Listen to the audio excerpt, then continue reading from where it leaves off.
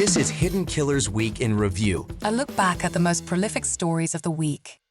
This is Hidden Killers with Tony Brueski. Here now, Tony Brueski. When something like this happens, the ripple effect doesn't stop at the edge of the crime scene. It doesn't end with the family who was attacked or the children who survived it. It keeps moving through the community, through every witness who passed that man on the trail, through every neighbor who now looks out their window and wonders if the guy next door is capable of something like this. In this case, people aren't just grieving, they're scanning. They're remembering. They're second-guessing themselves, and many of them are reaching out to us. We've heard from people who think it was their neighbor, their coworker, their ex. Some are spot on with details, some aren't, but every one of them is feeling something real: fear, confusion, and desperate for clarity. So today, we're bringing in psychotherapist and author Siobhan Scott to help us unpack it. What kind of person tapes over their license plate, dresses in black on a 100-degree day, straps on tactical gloves and a vinyl gear bag, and walks a crowded hiking trail ready to kill? We're not talking about the what. We're talking about the why. Why this place? Why this day? Why this family? Why this symbolic of an attack? Was he hunting something in his own head, a vision, a fantasy, a family that reminded him of something he never had?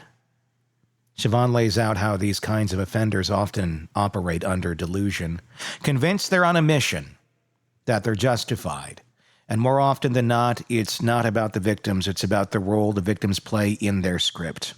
That's how someone can commit this act of violence with no personal connection, because in their mind, it's not personal, it's purpose. So what does that mean when someone this bold, this visible, this volatile just disappears? Is he watching the news, lurking nearby, planning to strike again?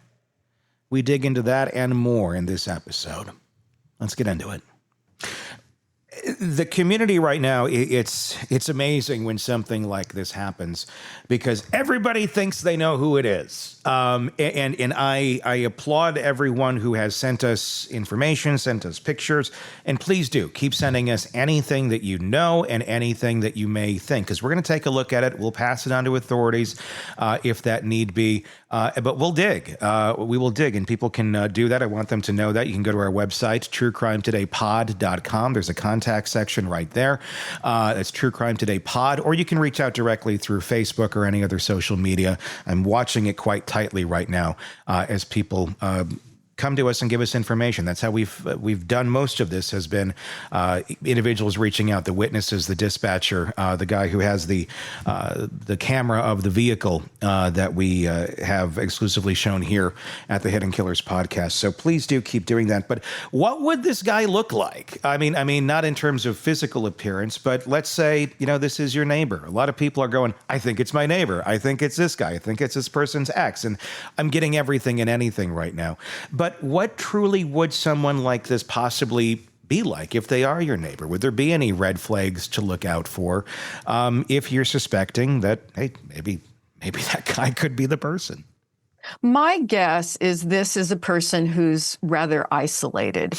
And if he's your neighbor, he probably doesn't wave and say good morning. This is a person who stays away from other people, probably not a happy family man, who shows up at the soccer matches. This is probably a person who stays to himself. And he may come off as kind of odd. He may come off kind of creepy, but he may not. He may just be very, very private.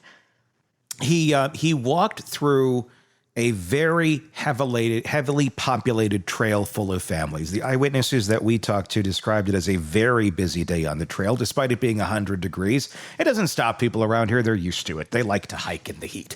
And they described the trail as, like I said, heavily busy and in a way where you look forward and you look behind you, and your odds of seeing someone ahead on the trail or behind you are pretty high. And that was basically most of the day.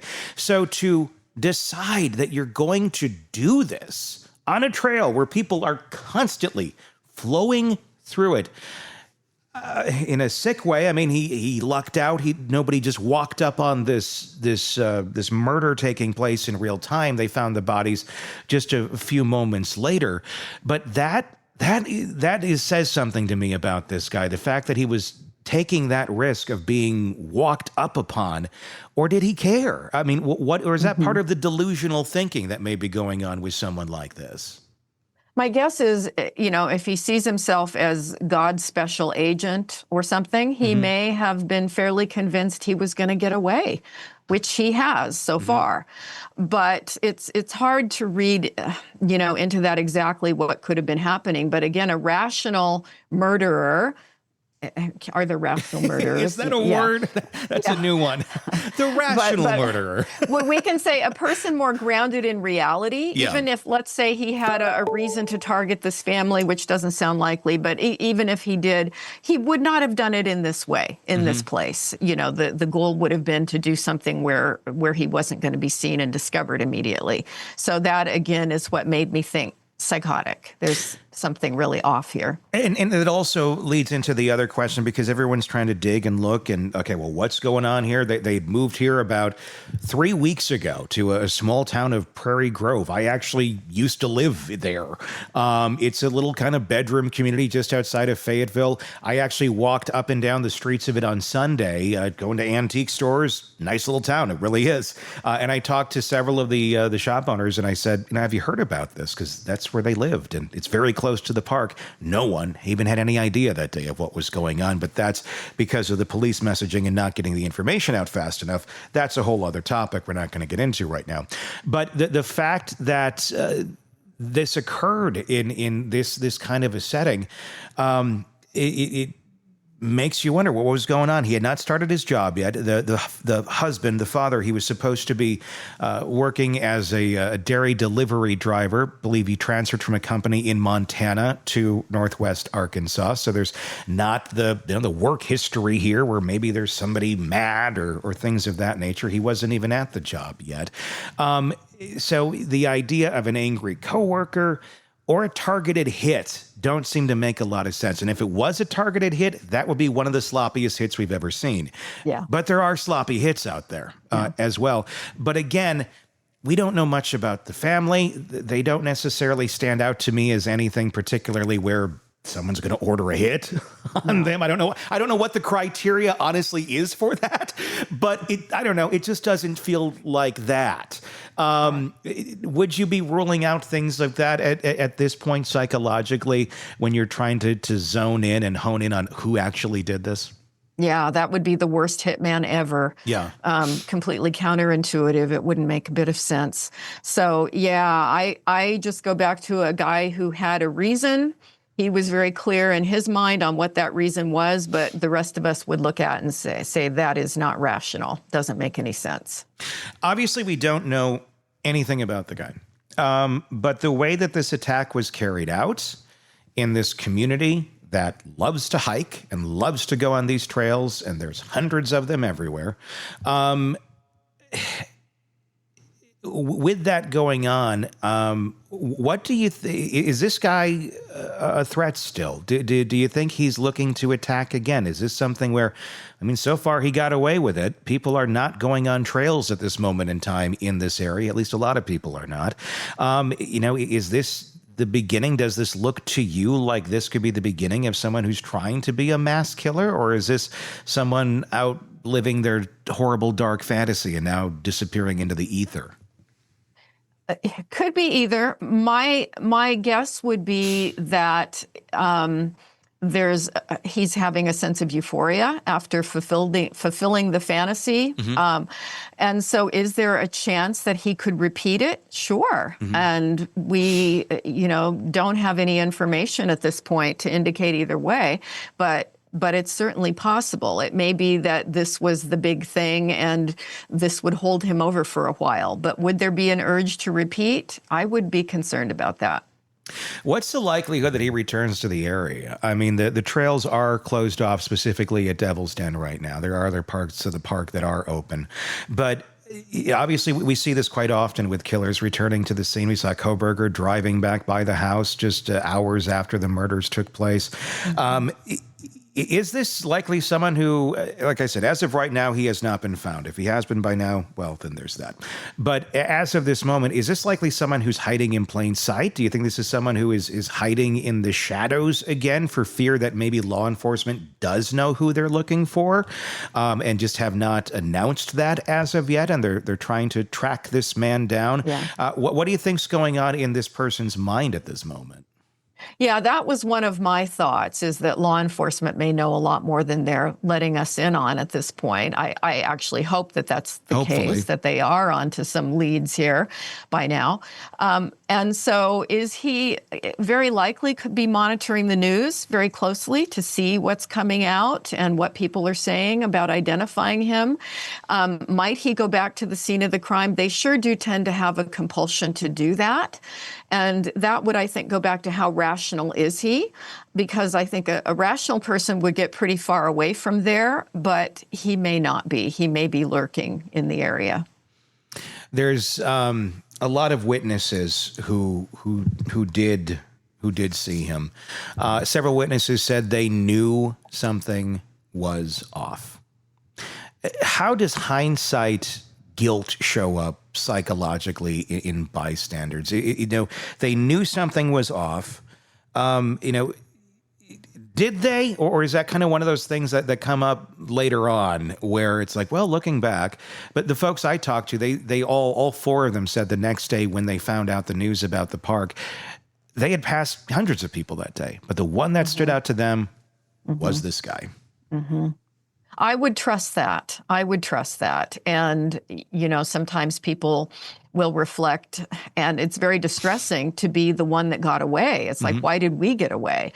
And so that, again, that's this, the grenade effect from violence, is that it impacts so many other people. People wonder, could I have done something to interrupt this? They go over it and over it in their minds.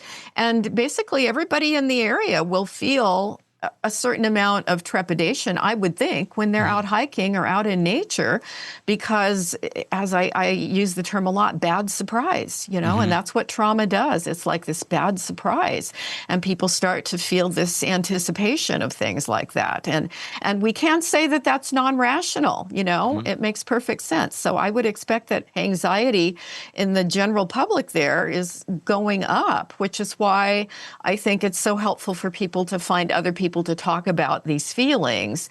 And, then when he's caught, there's the collective sigh of relief. Everybody in the community can go, phew, But does it affect the way people move through the world forever?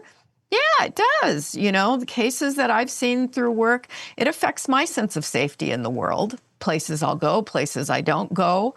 And, you had mentioned something earlier that I think is very relevant, that predators often, when you get into the mind of a predator, how did you choose your victims? They'll say, I looked for the person that would be easy to hurt. Yeah. And we hear that over and over again. And so I think, again, being a woman in the world, and I'm a rather small woman, I have several friends that are 6 feet tall women, and I think they move through the world differently than I do, being a rather small woman.